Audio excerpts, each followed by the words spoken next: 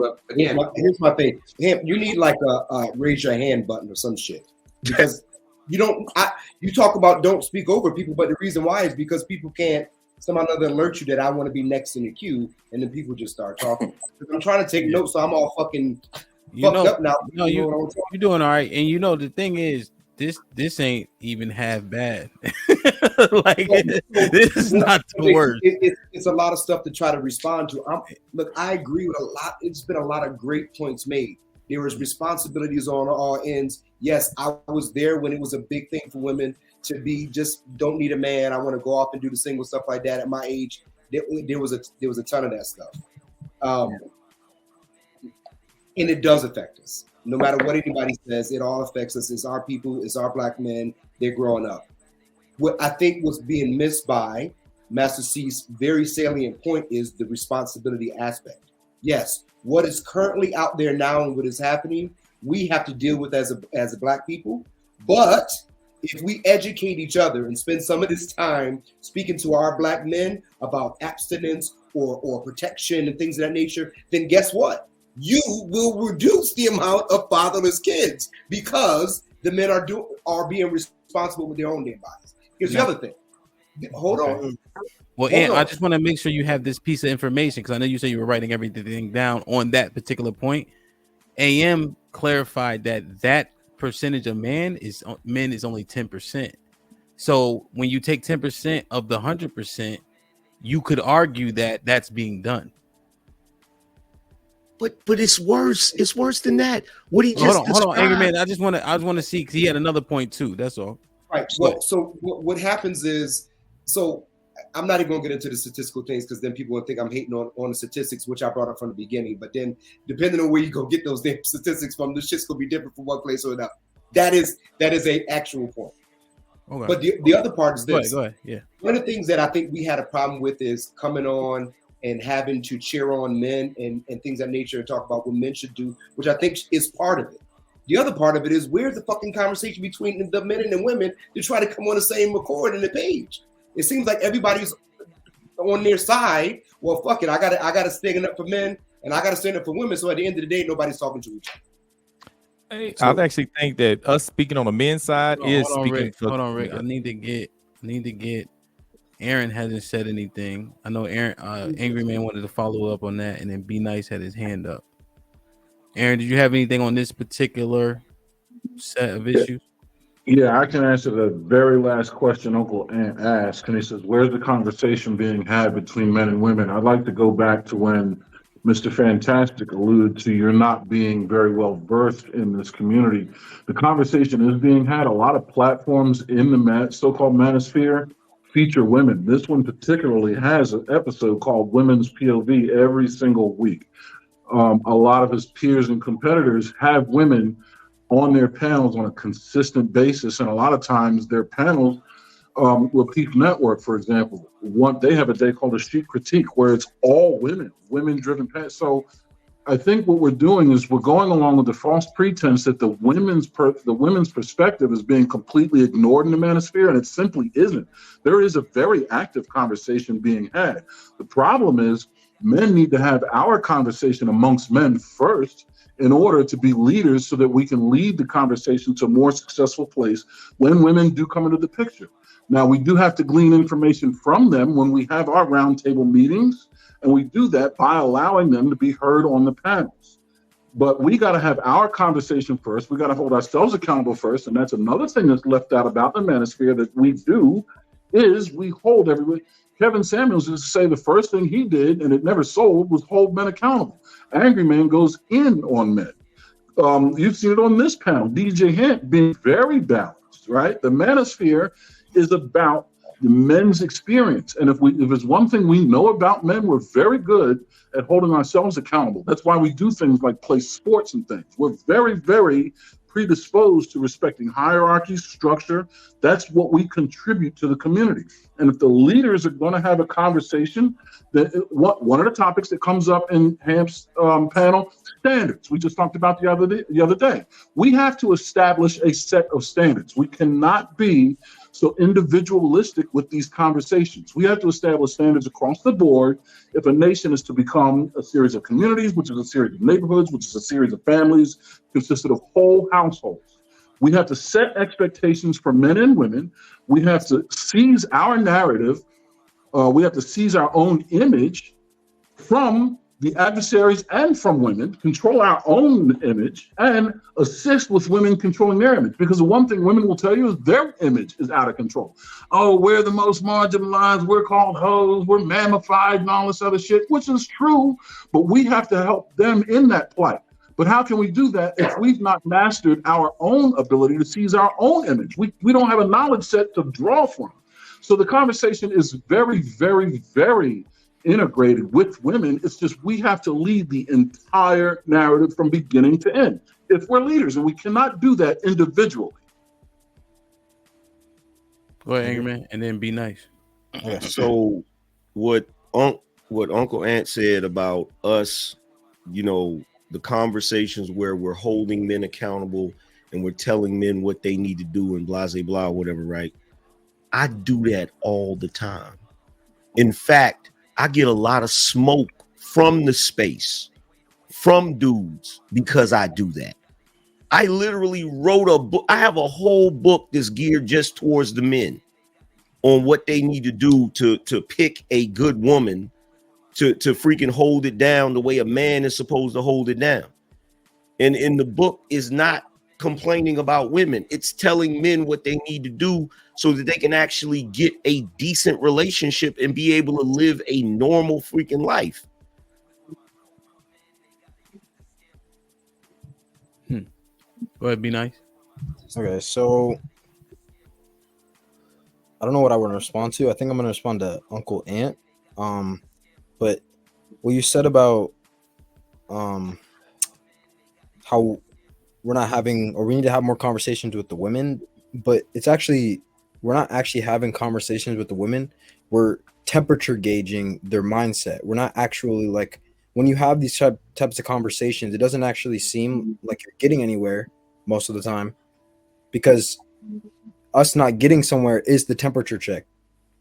You understand that, okay, well, we can't have a conversation because these people are unconversationable. So it's like, just even watching the conversation from an outside perspective is a look at how these conversations work, because if they don't work, then you can't have a conversation.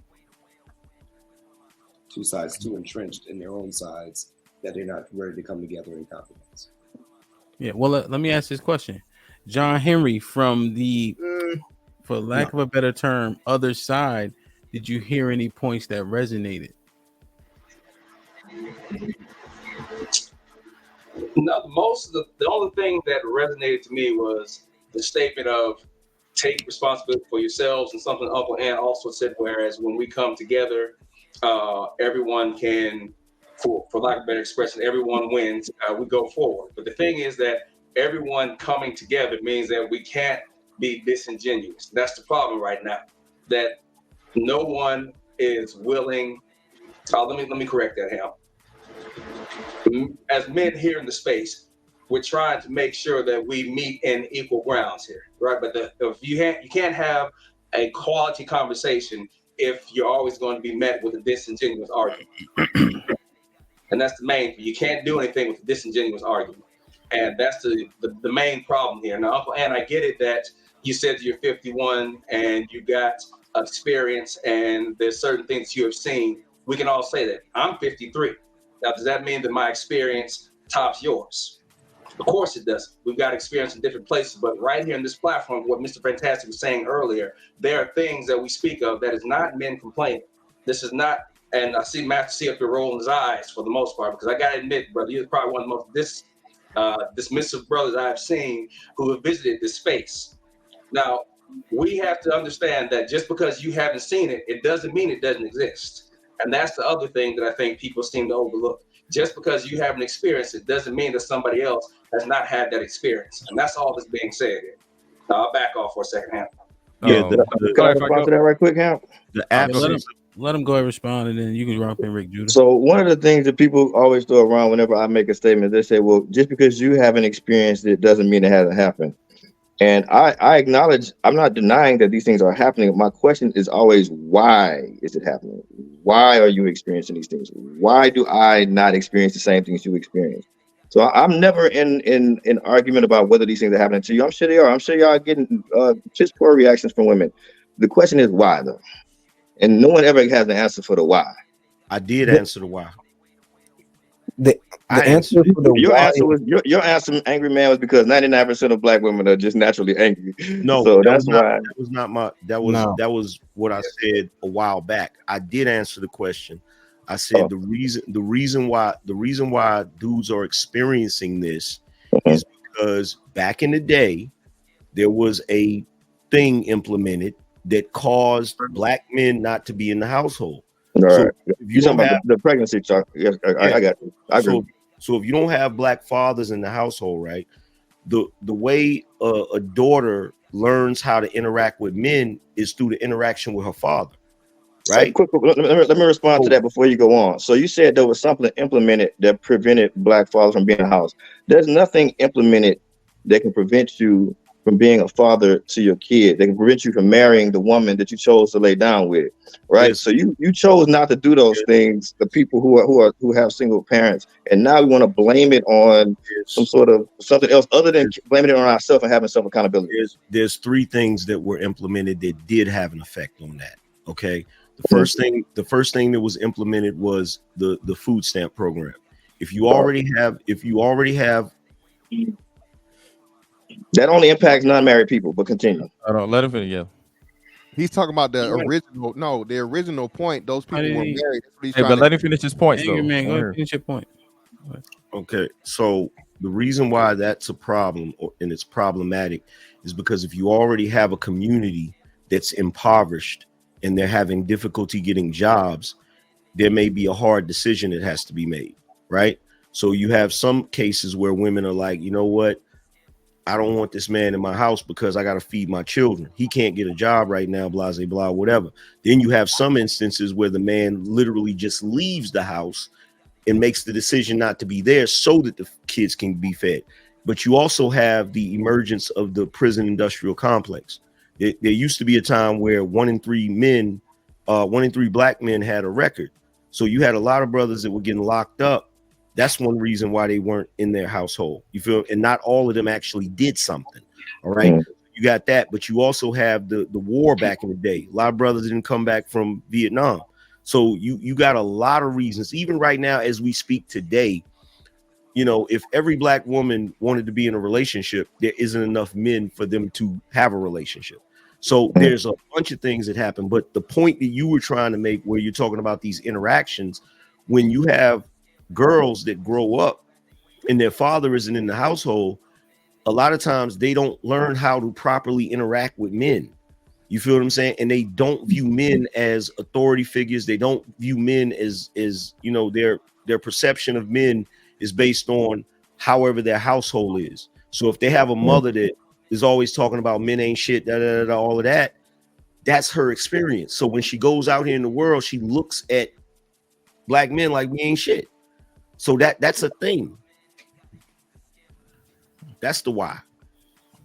Okay, I would kind of expound on the why, because we talk about the why, but one thing black men have to do is stop ignoring the elephant in the room. Like, we all ignoring the oppression. We all are ignoring the fact that we are set up. Like, I know you said all these problems, the 3 reasons why we were put out of the home, but the reason why they were all aimed at us, at Negroes, at blacks, or, you know, chosen people. These things were aimed at us to destroy our families, to destroy our race, our nation, to take us down. And we got to stop ignoring it. And our sisters been saying for a while, like, hey, you know, why aren't we noticing the enemy that's causing the problem to destroy our families? A lot of our men play delusional, act like we don't know what's going on, and we'll try to say that it's not. We can't blame the system, but the system is causing, you know, it sets up something to make things tough for us. But anyways, what I do want to say, as far as we talking about coming together, what we got to stop saying is the language of come together, because come together sounds like compromise to me. Compromise is not what we do to build a family. It's like the man we have a vision, we have a direction. The women get on our program, get on our page, and follow. We don't be like, oh, okay, let's compromise. No, kings don't compromise. Kings say it's our way or the highway. And if we start doing that and we start expecting the women who are we're their superiors, then we can actually get somewhere, because we are expecting women to make smart decisions or great wise decisions. And I'm not saying they're stupid. What I'm saying is they are not us. We should set the direction. So when things go wrong, or children are raised up in a messed up situation, is because we were not present to make a difference. It's on us. Great Judah, one quick follow up. So the space, right? Since I've been here, there's been a lot of pushback on stop blaming the white man. That the term blackity black comes out a lot. Don't blame the white man for this. Don't blame the white man for that. You got to pull yourself up by your bootstraps, etc. I'm just saying what in the space, right? But then it sounds problematic to me that we can't blame the white man no more, but we can blame the women still after 50 years. It's weak. It doesn't resonate with me that well. Go ahead. And also I said it's weak. We're literally pointing the proverbial gun at the sisters, and then we're trying to get confidence, encouraged in them. Like, how are we gonna get them confident in us when we're fighting them, we're aiming at them, bashing them constantly? And I'm not saying bashing, because the things they do are wrong, but they're put in a position that is to fight against us. Sister Zawahiri's Ali talks about that a lot, which she be on point with a whole lot of stuff. Like, we have to actually accept the fact that it is that, and that blackity black term is so cringy. But again, it's just a term you use. They use. Yeah. No, I know what you're talking about. No, I hear it a lot, and it just makes me shake my head. And we carry ourselves like tap dancing raccoons, and then we wonder why our sisters are kind of looking at us like we weak, like we soft, because we're not willing to actually try to change the narrative by understanding what's going on. All right, let's do this. Mr. Fantastic wanted to respond. No, Chuck wanted to say something. Aaron, and then I'm gonna do a little bit of rotate, and I got my brother Sweeney in the back and August in the back. Go ahead, Mr. Fantastic. So yeah, man. Listen, you can hold a woman accountable when, again, she's in auto mode, bro. The white man ain't holding nobody back. That white man is not doing anything. But what the black woman is doing is she's acting as the right hand of the white man to keep the fucking policy going that he's not even worried about no more. This is something that's been, like I said, this shit that's been going since forever, of choosing daddy government, making the government and making the quote unquote the white man the father is something that these women are purposely choosing. This is why you have a damn Drea out here targeting a fucking what's the name to get pregnant by and living off of motherfucking, they're living off her womb, as y'all say. This is why these chicks see motherfucking food stamps, Section 8, government housing, and child support as the man. The child has replaced the man as the motherfucking source of resources. So again, yes, you have to not talk about the white man. The white man ain't got shit to do with this. He been set that shit up. Y'all trying to play both ends. Oh, we going all the way back to food stamps. We going all the way back to the 1960s. Well, we had to, right? Because if you don't know where you came from, you don't know where you're going, right? So when you give that context, you let you know, okay, this got started a long time ago. And at any point in time, this is available not only to black women, this is available to everybody. Everybody. Black women chose that first, and they still choosing it today. So that's why be on it is that pro blackity, like you said, man, is just not, that's not it. Every black man up here that's successful, bro. If you successful, it's because of you. All right, it ain't because of no white man was holding you back. And most of y'all got paid by white men. You getting white money from white somewhere. White people own over 90% of the businesses and the ways to make money in this country. So that's why I say, bro, it's just not accurate, fam. It just don't add up. So real quick, Mr. Fantastic. So Angry Man did a hell of a job citing the reasons why it wasn't just black men being lazy, right? It wasn't just black men leaving. There were several systemic things in place, the war, etc. And now it's still being perpetuated to this day by a system that was implemented by people that don't look like us. So because it's 2024, you can now dismiss it? Or if the same thing continually happening, do we have to look back at the start and see how it hasn't changed yet? Well, no. And the reason why is because the black men have improved. As you look at the prison, like he said, 1 in 3 black men were in prison, right? It's no longer that, no way. It's no longer where over 50% of the prison population are black men. Black Okay. men learned what the game was. You learn the rules to the game, and you And play they're getting against better. Okay. Yes. So you're saying, and the black women refuse to do that. That's yeah, the problem. so My to bad. clarify, you're saying that the black men, since the system has started, we have been seemingly improving. However, the women have stayed in a potential, what all intents and purposes, a perpetual state. That's Exactly. why blaming doesn't make sense, because black men have improved from your estimation. Okay, And I they're understand. still improving, and, Yeah, yeah. and the numbers and everything shows it. Yeah, no, I understand. I'm just, because again, there's 730 people here, so Chuck, go ahead. Yeah, no, I just wanted to touch on a point that was made earlier about the 70% single mom thing. I just wanted to say, since we bashing the single women and whatever, and we say our kids are being raised by a single mom and not having the proper guidance, why do we then tell black men we shouldn't pursue a woman with a child? So when go ahead. I'm saying there's a lot of single moms, 70% is what Angry Man said. Well, no, can I say and this we're real quick? complaining about them growing up without a male role model or a father figure, so they're growing up doing bad shit. But then again, we say don't go after these women that have kids. Okay. But who knows? You could change that kid's life in a sense. Okay, so the community is doing poorly because our kids are being born out of wedlock and without fathers. So, should we say date them so that they have a father figure, so they don't It grow up? shouldn't be your first option. I agree with y'all. It shouldn't be your first option to get a single woman, but it is an option. And if she has a young black male growing up, and she doesn't know how to raise him correctly, why are we telling our black men don't pursue this woman just because she has a kid? Shaq grew up with a stepdad. Yeah. Yeah. Just real quick, real context. I don't want to say this correctly, because I made this wrong when I said it first. So when I say 70% of black women are single moms, that's not accurate. 60% of black women are mothers. Of that 60%, 70% of them are single mothers. So I can just get a proper context, brother. So it's not 70% of black women are single moms. Of the 60% of black women that have kids, 70% of them are single mothers. That's all I want to correct that. I gotta ask Chuck a question. Chuck, have you ever been in a long-term relationship with a single mom and been a stepfather? No. Okay, you don't know what you're talking about. All right, you don't get it. You don't get it. I'm telling you right now, you don't get it. All right. I have.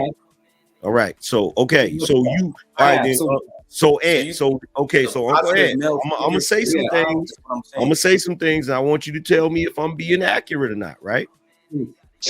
When you are a stepfather, you can be a good dude, but if that woman is not cooperative with you in the raising of those children or that child, you're going to be presented with a lot of freaking problems, especially if she has the child's father is on some, that's my kid, and and he's trying to get back into the picture. If that's the case, you're correct. That's not my case. That's just one of the cases. Okay, it so could be the opposite too. Okay, but here's the problem. You could give him full reign to raise the child. But here's my case. Here's the problem. Okay, one Uncle Ant, you're much older. You feel me?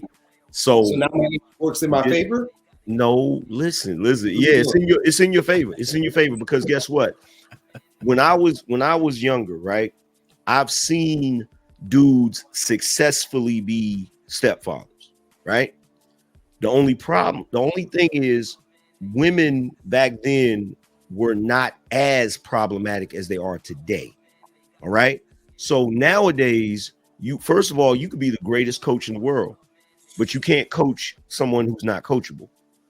You understand? So if you're dealing with, you have to back up women not being as cooperative or women being worse today than they were back then. Where's your statistics? Is that a real? We could do marriage rate. Man. You could do marriage rate. Worse back The then. reason why it was easier for me because women weren't as population problematic back then as they Hey, are. have you walked outside lately? Just look outside. You know, I was Defining marriage rate. That's There a was just stat. no cameras back then in the 80s and 90s. I'm It's sure women were problematic still in the same always. shit. Okay. Wasn't Here's no social media in the 80s and 90s. I'm sure they was probably here's going through how some you- bullshit back then. here's how you prove that, right? The reason I can say women were less problematic back then in the sense that I'm talking about is because I just want you to explain your. I want you to explain your point so I understand it. Yeah, nah, he's going through it. Let him finish. Don't get an I'm attitude, supposed to man. Come on. explain. I'm supposed to explain my point if you interrupted me. You change the point. You change the point as you're going through it. I'm trying to I understand changed it. the point from what? Explain your point, man. Exactly, because I didn't get to the point. So how did I change it? The point that you asked me about was how do I prove that women were not as problematic back then as they are today? Yeah. Because back in the day when you had single mothers, a lot of them were able to produce children that were well-rounded. A lot of them were able to remarry and have stepfathers and produce children that were well-rounded. Today, the average black child can't even read at the 8th grade level. That's not a How I statistic. can prove it. That's not a statistic. That's not a. That's definitely a That's statistic. your opinion. It's showing. No, that's a Let statistic, them and it have shows the the lack of conversation. nurturing. Let me I do this. feel that Let me is do your this. Let me opinion. just Look at drop your everybody in the back. I gotta have two people up here at a time. bro. What I'm saying is, you can. I understand what you're saying, but you're saying what you're saying is gospel, and I'm saying everything else you try to come on here with some statistics. You have no statistics but hearsay of what you felt it was back then. Statistic, you can literally go look it up right now. In the black community, the average 8th grade child cannot read at the 8th grade level. How does that make your point? How does that make your point? Bro, come on, don't do that. Don't do that. Whenever you do this, whatever you think you got a point, there's no point. What is the point?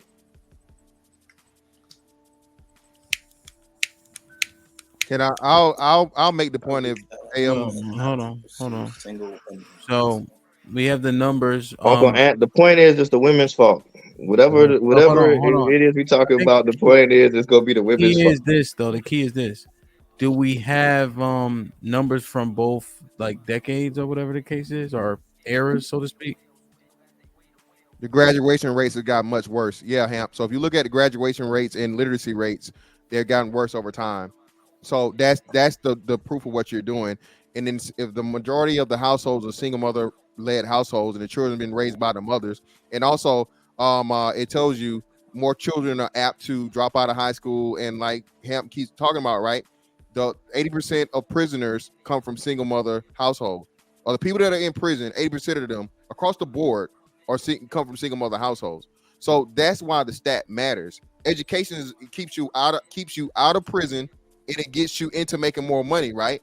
So if under the watch of black women having control over the children, education has declined greatly to the point of where both boys and girls can't read on grade level and are graduating but you know what I'm saying, way less than they were before. That's where you start getting to the thing, man. That's why it's important.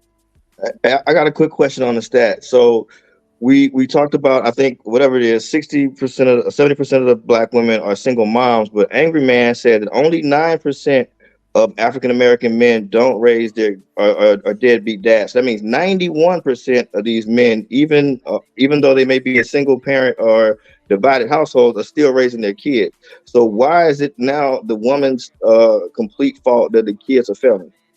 Angry Man said 91% of black men are raising their kids. Because when you have men, you know, and I don't know if you have kids. Do you have children? I do not. Okay, so this is the problem that gets presented. You also have an issue of parental alienation. So when you have fathers that are participating in the child's life, especially if they're not in the household, they don't have the biggest influence on the child. And so a lot of times when the mother and the father of the child are still at odds with each other, it still causes dysfunction, even though the father is there and the father is trying to raise the child. The children usually take on the traits and the influence of the parent that they live in the household with, which is typically the mother. That's where the problem comes from. James Baldwin said it best when he said that children rarely listen to their elders, but they've never failed to mimic them. So if you have a child in a household, child usually learns mostly by example. It just is what it is.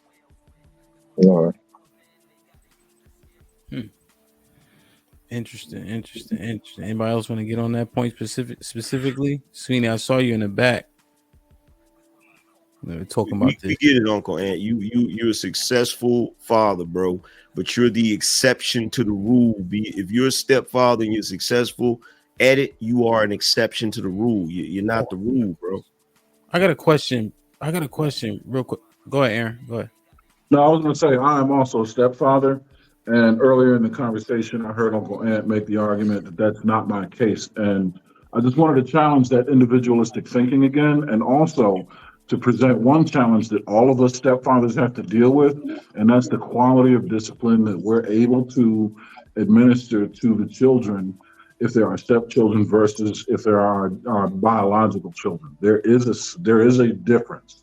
Also, the influence of another parent on the household, no matter how big or small that influence is. I mean, unless they're pushing up daisies from the bottom side, they're going to have some sort of influence. So while we understand it's not your case, it's still also not optimal.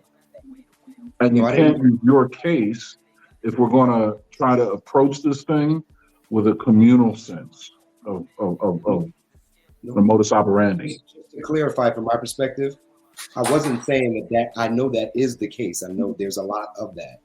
I just was mentioning that it wasn't mine, that I was actually able to give the other side of a person like yourself who's able to be a stepfather successfully.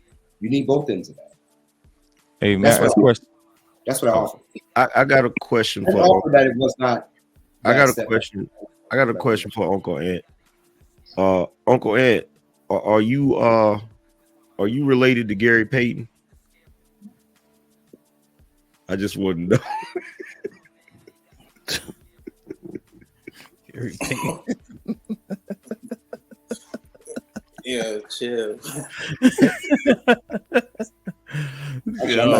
Hey, serious question. This, but okay, you can have that. It wasn't a diss. I like Gary Payton. I wasn't. We cool. You smoking the stogie, which I was. I ain't smoking my club. I got you. But that wasn't a diss at all. Hey, serious question though, Uncle Ann and Aaron. I just want to know, would y'all recommend being a stepfather in with what's going on now? I really want to know. I wouldn't recommend it ever. It is very challenging. I think you have to be good a certain way in order to be So I'm a stepfather as well, right? Same scenario I can argue probably with as Aaron and Uncle Ant. I don't have these problems, right? But to and I don't think there's any data on whether women are cooperative or not with men that they didn't father children with, right? No, there's not.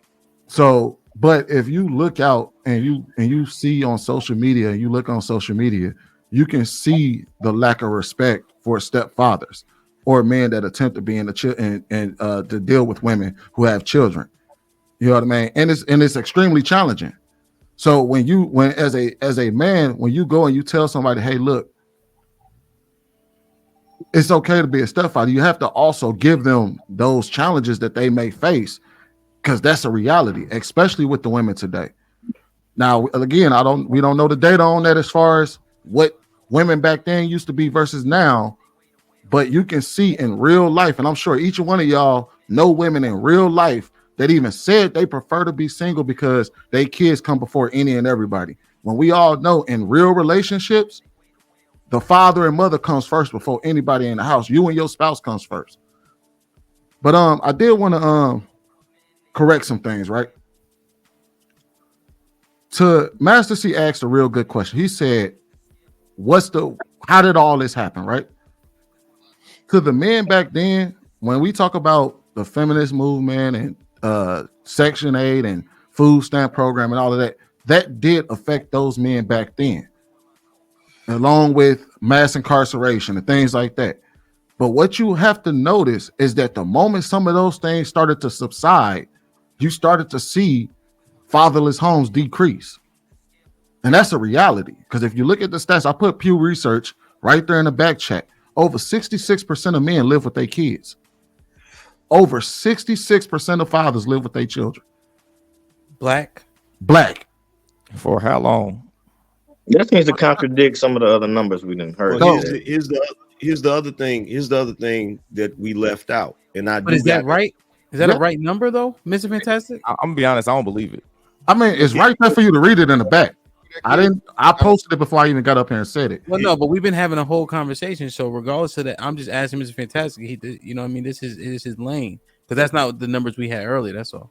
Yeah, actually cohabitating with the children. I don't know. In the house with their kids, over 66%.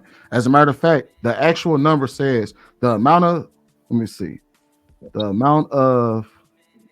men that don't live with their children is only 44%.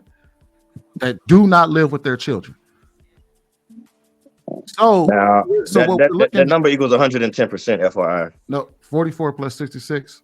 No, that's not. You meant 110%. You meant 34.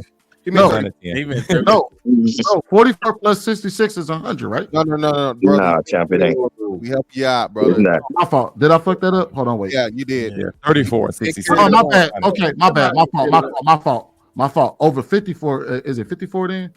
If 44% of men don't live with their kids, that would mean that 56. There we go. My fault. Over 56% of men live with their children. All right, so Sweeney, that same number, we've been saying for the past month that 53% of the kids. This is why I'm getting conflicting, right? Because we said, what was it before, Mr. Fantastic? 46% of the 70% that are born out of wedlock, 46% have involved fathers, 53% don't. So it sounds like those are like correlating numbers. Are we saying that over 53% of kids don't have no father? No. That was the number. Go ahead. Yeah. They were saying, over 53, over half of all kids. No daddy that they can call. The 70% that are born out of wedlock, 53% don't have a father in their life. Wait. When you say 70% born out of wedlock, that's out of wedlock. But then when you say what children have that fathers in the household, stepfathers change that number. And biological fathers change the number too. So that as well. Out of wedlock is a different situation. So Ham, you're right. If you add in the fathers, the biological fathers, the married homes or whatever, married couples that have children, and the stepfathers or whatever that have children, that would get you to that number, like you said, the 43 plus that, because that stat was exclusively, like you said, single mothers only.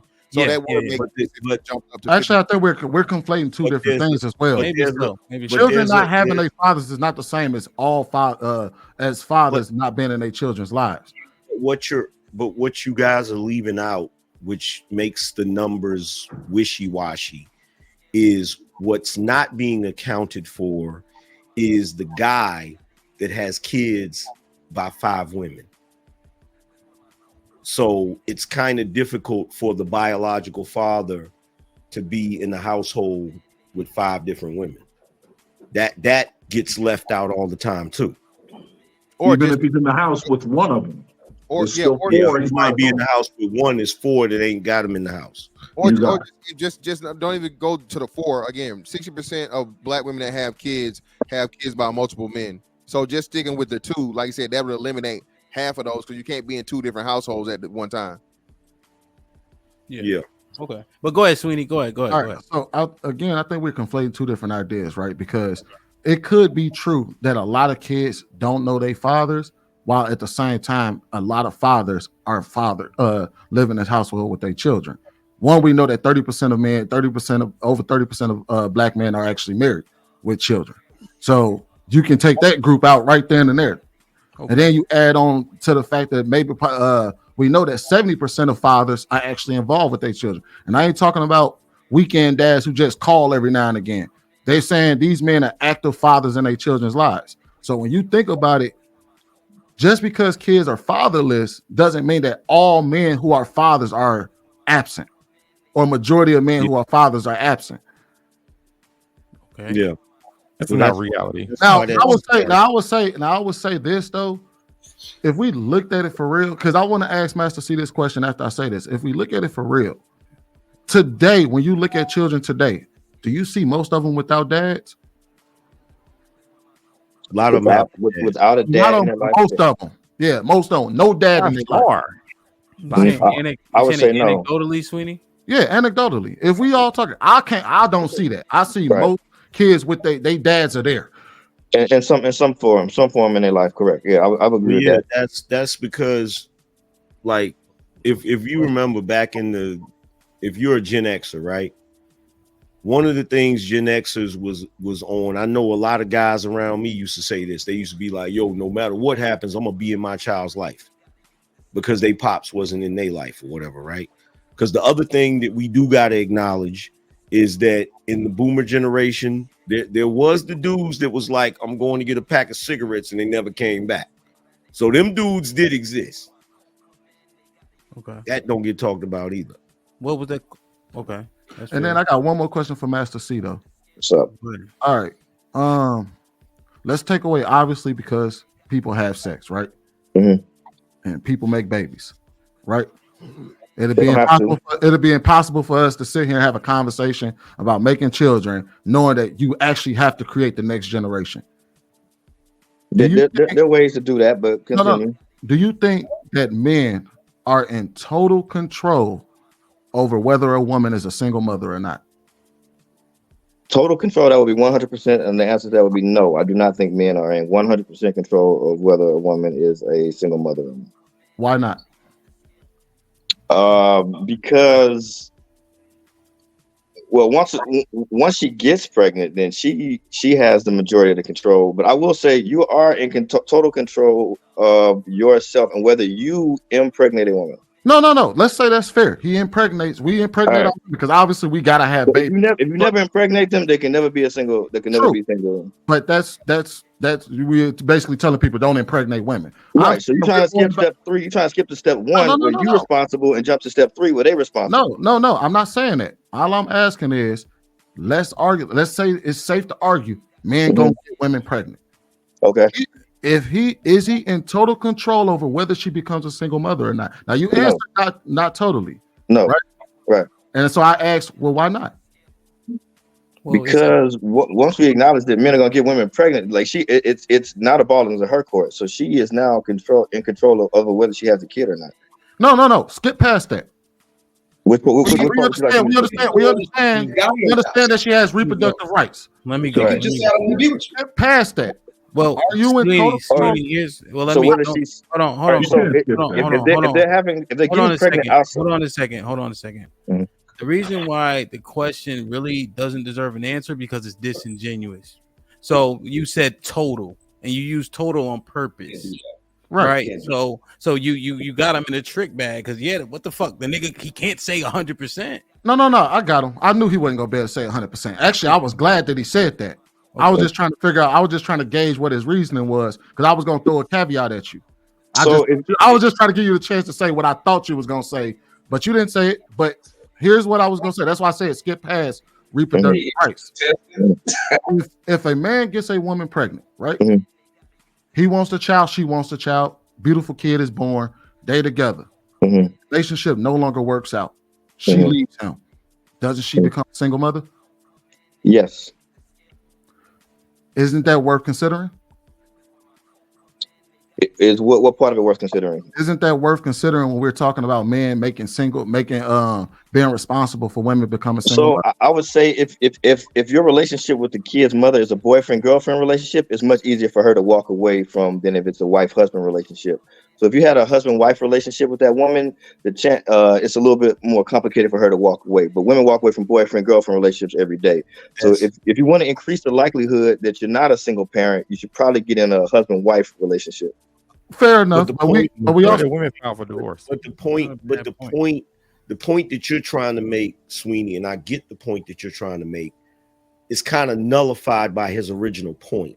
Yeah. Okay. Because he's saying from conception, the man is getting her pregnant, and without the man getting her pregnant, she can't be a single mother. So your point, even though I get it, it doesn't work really with what he's saying. What? No, I get that. You see what I'm saying? I get that. That's the reason, but that's assuming that the reason why I was like skip past that is because we know you have to create the next generation. People gonna fuck and have babies. So when we say don't get a woman pregnant, it's like, well, shit, how the hell else the baby's gonna get here? Now, granted, first of all, that's marry her, they get her pregnant. First of all, Master C's statement was ridiculous anyway. Which one? That was a ridiculous statement. When you were saying that if dudes don't get these women pregnant, then there won't be no single mothers. First of all, you're not gonna stop dudes from fucking. That's bro. I'm 41 years old. I'm not 41. I'm more than that. I don't have no kids.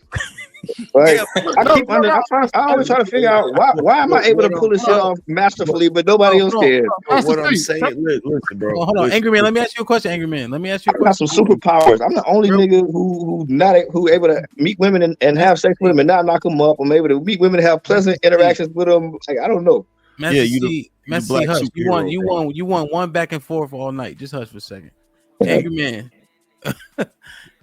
But we get it that we can't stop everybody from fucking, but we just gave a bunch of stats that say that men are doing a good job of controlling themselves, right? We just touted those stats. Yeah. So the majority, again, is it safe to say we can actually accomplish it if we start saying the right things in terms of men controlling themselves. But there's only one problem with stating those stats. Okay. That all of the brothers up here, Uncle Ant and Mr. C, and Chuck, they're ignoring. When you look at those stats and you see that the men are improving and doing better, okay, logic would dictate that who's the problem then? By that logic, the women would be the problem. The problem is we keep trying to blame somebody, right? We don't have to point the finger. We don't have to point the finger at people. Let's just try to improve. There's no need to point the finger. Unless it's a man, you just got through pointing the finger at the men. No, all I've said about men is self-accountability. I'm not pointing the finger at anyone. That is blame. Yes, and you should be accountable for your actions. You gotta be accountable. No, stop right there. Stop right there. You said you should be accountable for your actions. Yes. That means that the women should be what? Accountable for their actions. Okay. Yeah, so because if a man and a woman meet each other, can that man have sex with that woman without a condom unless she consents to it? No. My point I made earlier. Come on, Corey. But even if she consents to it, you can still refuse. You are in control of your actions. That's the second part. No, the first part is you. Stop worrying about you. You keep worrying about what women do. Worry about you. See, this is where these look. It's funny because it's hilarious because you say hold on, wait. This is what's funny about this, Master C. You say you're not an internet dude, but guess what? There's dozens of dudes like you on the internet that make that same point. We done heard that point a million times, bro. And the problem with that point is, look, if you own a nightclub and you know this dude is outside the club and he's known for shooting up clubs, if you let him in the damn club, whose fault is it when he shoots it up? His for being a nigga that shoots up clubs. Come on, bro. Actually, hold on, wait. Technically, we don't blame the criminal. We blame the nigga who let the criminal in. Technically, out of here. What world do we live here? We don't blame the criminal for being a criminal. We blame the club owner for allowing him to get in. Come on, man. We want. They don't Shame shut on down you. Clubs that get shot up. So what? They don't shut down clubs that consistently get shot up. Somebody was speaking over you. I missed it. I'm sorry. I said They so shut down the club. If somebody shoots it up, the Yes. club gets shut down. Yes. Yes. And the nigga goes to jail. And see, I'm not even saying, look, this is the part where you think I'm trying to put it just on the woman. I'm not saying that it's not the brother's fault for shooting up the club. What I'm saying is the shooting of the club could have been prevented. That's the point I'm trying to make. Who could it have been prevented by? Don't let him in the club. He can't shoot it up. Well, wait. Why you take like such a passive approach to your life where other people are in control of the results that happen for you? You're like, if they do their part, then I would never fuck up. Why don't you take a more active approach in your life and say, I'm going to be responsible for me? That's not what I'm saying. That's not what I'm saying. You're thinking in a very dualistic way. You're thinking I'm saying one or the other. That's not what I'm saying. Two things can be true at the same time. Okay. So what I'm saying is, even though the dude was being a knucklehead by going up in the woman raw, risking his life, risking his situation, he's wrong for that. But what I'm saying is the first point of contact is he doesn't have control over that. The first point of contact is her allowing him to have sex. That's the first point of contact. Now, once she's allowing him to have sex, the second point of contact is the decisions he's making if he's not putting on a condom. That's the point I'm trying to make.